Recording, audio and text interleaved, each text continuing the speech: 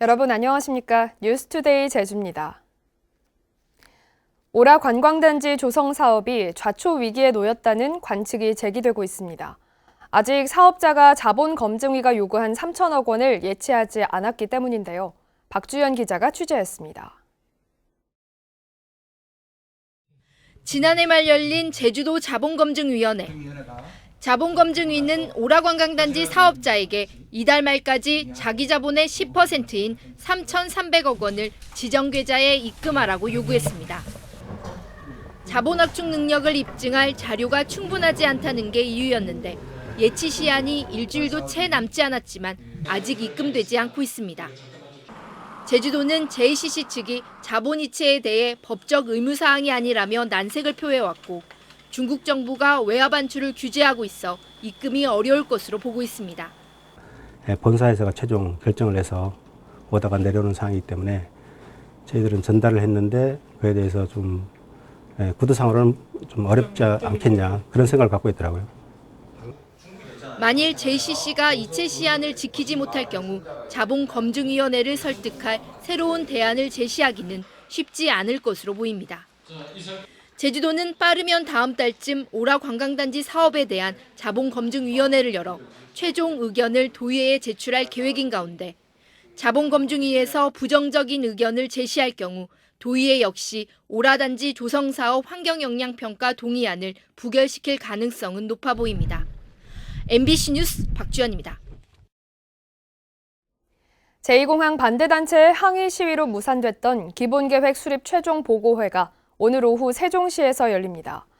국토교통부는 오늘 오후 2시 세종시 정부청사에서 관계기관과 전문가들이 참가한 가운데 제2공항 기본계획 수립 용역 최종 보고회를 개최합니다. 제주도는 보고회에서 공항 운영권 참여와 지역 상생발전 방안 국비 지원 등이 기본계획에 포함될 수 있도록 요청할 예정입니다. 제주 최북단 추자도에 천연기념물로 지정된 사수도가 있는데요. 사람이 살지 않는 섬이지만 조류에 밀려온 해양 쓰레기가 해안가를 점령했습니다. 박성동 기자가 보도합니다. 울창한 푸른 숲이 에메랄드빛 바다와 어우러져 장관을 이룹니다. 섬 안으로 들어가자 절경이 무색할 만큼 해안가 쓰레기가 즐비합니다. 바위 틈새마다 스티로폼 부표가 가득하고 어선에서 사용한 밧줄에 낡은 그물까지 뒤엉킨 쓰레기들이 해변을 뒤덮었습니다. 폐허구와 각종 플라스틱 쓰레기가 해안가 안쪽까지 깊게 들어와 쌓였습니다. 바람을 따라 밀려온 해양 쓰레기는 한 달이면 이 해안을 가득 메웁니다. 암탉이 많이 쌓인 거기는 꼴창 안으로 다 들어가 버리니까 뭐한데 맨날 해봐야 전라도에서 이쪽에서 또 쓰레기. 우리 제주도는 이런 양식을 안 하거든. 조류를 따라 떠다니던 쓰레기들이 해안가로 모여들면서 사계절 내내 쓰레기가 쌓이고 있습니다.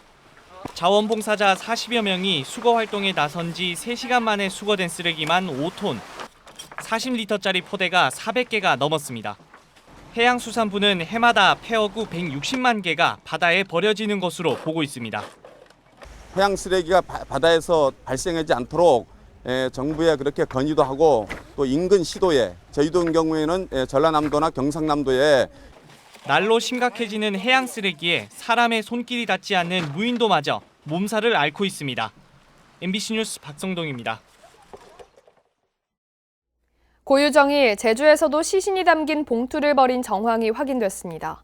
하지만 경찰이 이 같은 사실을 숨겨오면서 초동수사 부실 정황을 숨기려 한 것 아니냐는 의혹이 제기되고 있습니다. 김항섭 기자의 보도입니다. 고유정이 전 남편을 살해하고 제주시의 한 펜션에서 나온 것은 지난달 27일 낮 12시. 펜션에서 나온 직후 고유정은 인근 쓰레기 분류장 2곳으로 이동해 종량제 봉투 5개를 버렸습니다. 봉투가 무거운 듯 힘겹게 버리는 모습과 자기 스카프에 냄새가 뱄는지 확인하는 모습까지 쓰레기 분류장 CCTV에 고스란히 잡혔습니다. 쓰레기 봉투나 이런저런 물품들을 버린 거는 우리가 진작에 확인을 했고 공개를 하지 않았다고 해서 은폐하거나 숨지거나 그런 건 절대 아니고요.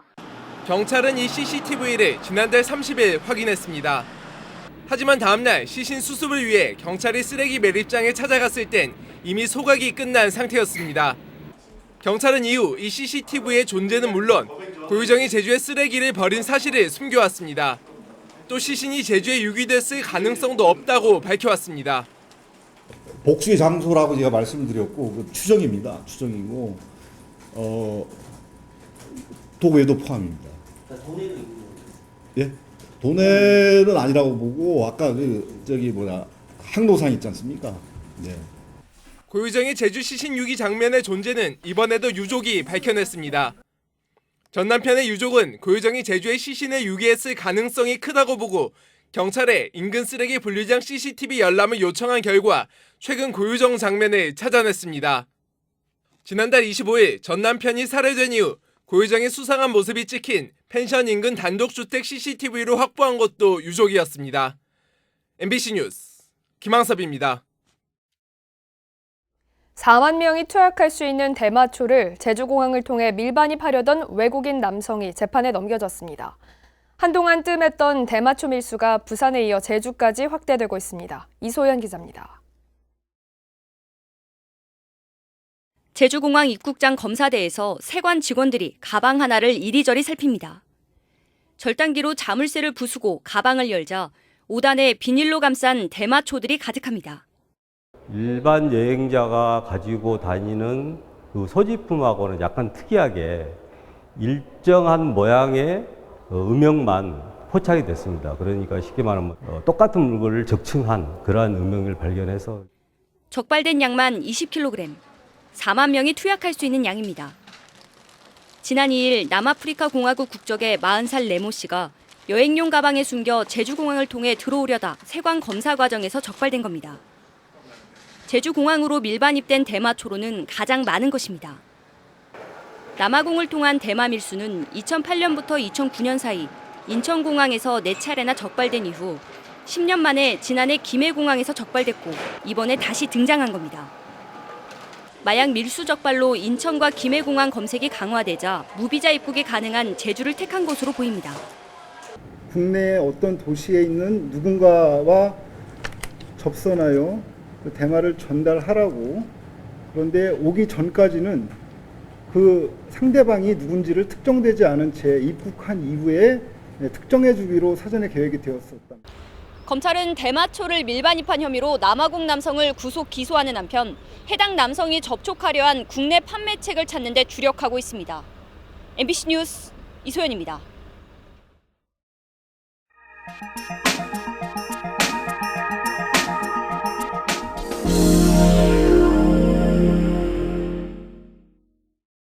제주 최초의 이마트 노브랜드 개점을 놓고 소상공인연합회는 지난달 지역 상권을 초토화시킨다며 크게 반발했는데요. 다른 지방에서는 대기업 유통업체들이 지역업체들과의 상생 모델 구축에 나서 관심을 모으고 있습니다. 광주 이재원 기자가 보도합니다. 깔끔하게 세 단장을 마친 광주의 한 백화점 식당가. 2배 이상 넓어진 매장 사이로 눈에 익은 간판들이 눈에 띕니다. 광주 지역에서 맛집으로 이름난 업소들로 매장을 찾는 고객들도 신선하다는 반응을 보이고 있습니다. 이렇게 가면서 자주 볼 수 있었던 브랜드가 백화점 안에 입점이 돼서 새롭고 되게 신선하고 좋은 것 같습니다. 백화점 측은 1차로 리뉴얼을 마친 식당과 입점업소 22개 가운데 제과와 김밥, 초밥 등 5개 업소를 지역 맛집으로 구성했습니다. 여기에 통닭을 비롯한 3개 업소가 추가로 입점을 준비하고 있어 다음 달이면 전체 매장 가운데 30%를 지역 업체들이 차지할 예정입니다.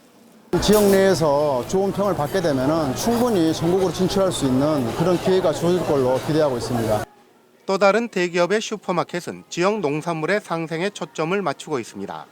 광주와 전남 지역에 자리 잡은 14개 식품 매장을 우리 지역에서 생산된 로컬 푸드로 구성하고 축산물과 수산물까지 구매를 확대해 나갈 예정입니다.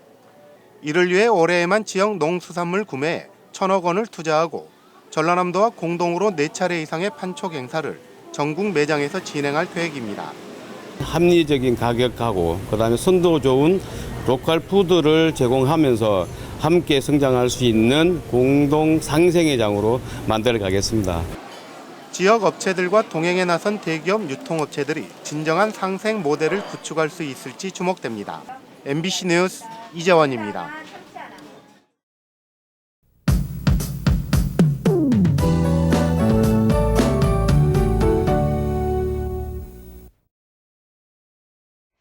오늘 아침엔 맑은 날씨를 보이겠습니다. 어제보다 기온이 올라 덥겠는데요. 현재 기온 20도로 시작해서 한낮에는 27도까지 오르겠습니다. 다만 밤부터는 점차 흐린 날씨를 보이겠습니다. 내일은 장마전선의 영향으로 올해 첫 장맛비가 내리겠습니다. 예상되는 강수량은 20에서 60mm가 되겠고요. 비는 모레 오전에 그치겠습니다. 장맛비는 잠시 그쳤다가 주말에 다시 내릴 걸로 예상됩니다. 미리 대비 잘해주시기 바랍니다. 다음은 자세한 지역별 날씨입니다. 현재 기온 북부와 남부가 20도, 서부 19도, 동부는 18도로 시작하고 있습니다. 낮부터는 구름이 많아지겠고요. 낮 최고 기온은 북부와 남부가 27도, 서부가 26도, 동부는 25도까지 오르겠습니다. 이 시각 섬지역은 18도 선에서 시작하고 있고요. 오늘 비양도가 28도까지 올라 덥겠습니다. 해상은 구름 많은 날씨를 보이겠고 제주도 남쪽 먼바다는 바람이 강하게 불겠습니다. 물결도 1.5에서 3m로 높게 일겠으니까요. 항해나 조업하는 선박은 주의하시기 바랍니다. 현재 제주공항은 구름만 조금 낀 날씨 보이고 있고요. 항공편은 정상 운항되고 있습니다. 주간 날씨입니다. 이번 주엔 장마전선의 영향으로 비가 내리겠고 주 후반으로 갈수록 기온이 오르면서 덥고 습한 날씨가 이어지겠습니다. 날씨였습니다. 제주소방안전본부는 본격적인 무더위가 예상됨에 따라 온열질환 사고주의보를 발령했습니다. 사고 예방과 신속한 대응을 위해 119 폭염 구급대를 운영하고 구급차에는 얼음조끼와 팩, 생리식염수 등을 갖추고 있습니다. 한편 최근 3년 동안 제주에서 발생한 온열질 환자 152명 가운데 32%인 49명이 야외에서 일을 하다 온열 질환이 발생했습니다. 민주노총 제주평등보육노조는 도민의 방에서 기자회견을 열어 어린이집에 대한 근로기준법 준수 여부를 즉각 점검하라고 촉구했습니다. 보육노조는 도내 보육교사 160여 명을 조사한 결과 응답자의 10%가 근로계약서를 작성하지 않았고 32%는 작성한 근로계약서를 받지 못했다고 밝혔습니다. 또 11%가 어린이집이 운영되지 않는 토요일과 국경일에 출근하지 않은 것을 연차 휴가로 대체 처리한다고 답해 행정당국에 점검을 요구했습니다. 비자림로 확장공사 구간에서 황칠나무가 벌목된 흔적이 확인돼 시민사회단체가 경찰 수사를 촉구하고 나섰습니다. 비자림로 시민모니터링단은 최근 현장 정밀조사를 벌여 천미천 인근에서 수령 100년의 황칠나무가 벌목된 사실을 확인하고 자치경찰단에 수사 의뢰했다고 밝혔습니다. 불법 벌목된 황칠나무는 직경 40cm 정도로 벌목 시점은 3개월 이내로 추정됩니다. 황칠나무는 제주시가 2015년부터 산업화에 나서고 있는 대표적인 나무 품종입니다. 한림수협 중도메인들이 지난해 9월 위판 거부 사태와 관련해 수협 측에 공식 사과했습니다. 한림수협은 중도메인들이 공식 사과문을 발표하고 재발 방지를 약속했다며 중도메인 신규 가입은 공정거래위 권고를 따라 완전 개방하는 것에 합의했다고 밝혔습니다. 한림수협 중도메인들은 지난해 9월 15일부터 이틀 동안 수협 측이 사전 협의 없이 중도메인 신규 가입을 허가해줬다며 위판을 거부했습니다. 제주도의회는 허창욱 의원의 별세로 공석이 된 부의장을 선출하기 위해 오는 28일 원포인트 임시회를 개최합니다. 새로 뽑힌 부의장의 임기는 전임자의 남은 임기인 내년 6월까지로 도의회 내부에서는 재선인 김환국 자유한국당 의원이 유력한 것으로 알려졌습니다. 한편 더불어민주당 원내대표를 놓고 김희연 의원과 박원철 의원이 경쟁을 벌이고 있습니다. 제주 제2공항에 반대하며 농성을 벌이고 있는 도청 앞 천막촌 사람들은 기자회견을 열어 국토부의 일방적인 제주 제2공항 추진에 맞서 지속 가능하고 정의로운 제주를 만들어가겠다고 밝혔습니다. 이들은 국토부가 실시한 제주 제2공항 기본계획 용역은 제주도민의 의견을 무시한 일방적인 과정이었다며 제주도민이 주체가 돼 제주의 마을과 생명을 지켜내고 지속가능하고 정의로운 미래를 만들겠다고 강조했습니다. 태양광 사업으로 인한 농지 전용 증가율이 제주가 전국에서 가장 높았습니다. 윤상직 자유한국당 국회의원이 농림축산식품부에서 받은 자료에 따르면 제주 지역 태양광 사업을 위한 농지 전용 면적은 2016년 6.1헥타르에서 지난해 118.2헥타르로 2년 만에 19배 이상 늘었습니다. 농지 전용 면적은 전라북도가 2,070헥타르로 가장 많았지만 농지 전용 증가율은 제주도가 전국에서 가장 높았습니다.